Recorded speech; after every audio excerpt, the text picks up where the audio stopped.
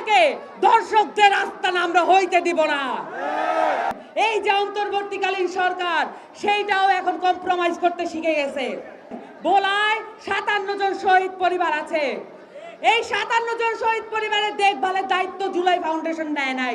সবচাইতে বড় সংগ্রামের কান্ডারি এই জেলা ভোলা, কারণ ভোলা জেলায় মাত্র একদিন লেগেছে স্বৈরাচারী ফ্যাসিস্টকে বিদায় করতে, এবং তারা কোনো দ্বিধা দেখায়নি এই ফ্যাসিস্ট কাঠামোকে উপড়ে ফেলার জন্য নিজেদের সক্ষমতা প্রমাণ করতে। সংগ্রামী ভোলাবাসী, আপনারা জানেন এই দ্বীপ জেলা ভোলায় কত ধরনের প্রান্তিক অসুবিধা নিয়ে আমরা চলতেছি।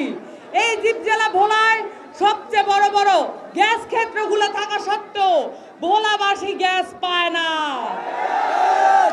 এই দ্বীপ জেলা ভোলা, এইখান থেকে সূর্য সন্তানরা জন্ম নেওয়া সত্ত্বেও আমাদের দেশের এই জেলা ভোলার মানুষ চিকিৎসার অভাবে মৃত্যুবরণ করে। আমাদের এই জেলায় একটা ভালো হাসপাতাল নাই।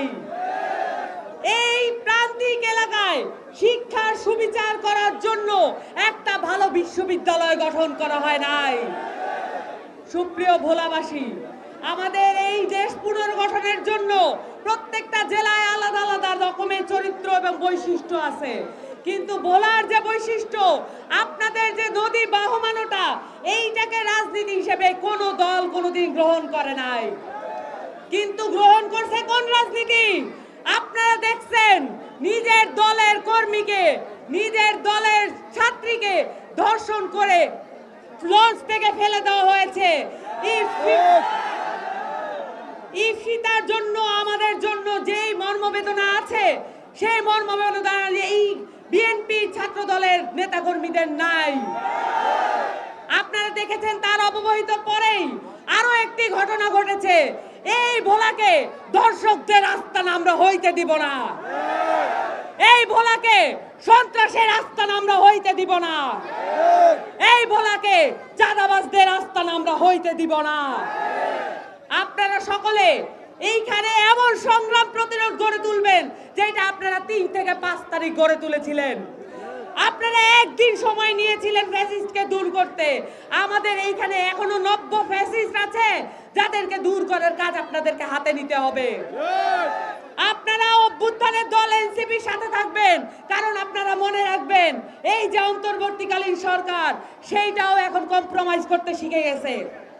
এই অন্তর্বর্তীকালীন সরকার মৌলিক সংস্কারের জন্য যেই যেই কাজগুলো করার দরকার ছিল সেই কাজগুলো ঠিক মতো করতেছে না। আমাদেরকে নজরে রাখা দরকার। আপনারা দেখবেন ভোলায় 57 জন শহীদ পরিবার আছে। এই 57 জন শহীদ পরিবারের দেখভালের দায়িত্ব জুলাই ফাউন্ডেশন নেয় নাই। এই 57 জন শহীদ পরিবারের দেখভাল করার জন্য, এখানে যারা আহত হয়েছেন তাদের দেখভাল করার জন্য জুলাই ফাউন্ডেশন কোনো কাজ করে নাই। এই বাংলাদেশ রাষ্ট্র এবং অন্তর্বর্তীকালীন সরকার যথেষ্ট কোনো কাজ করে নাই। এই সরকার আমাদেরকে নতুন করে বানাইতে হবে। আমাদেরকে আমাদের সরকার বানাইতে হবে। আমাদেরকে জনগণের সরকার বানাইতে হবে।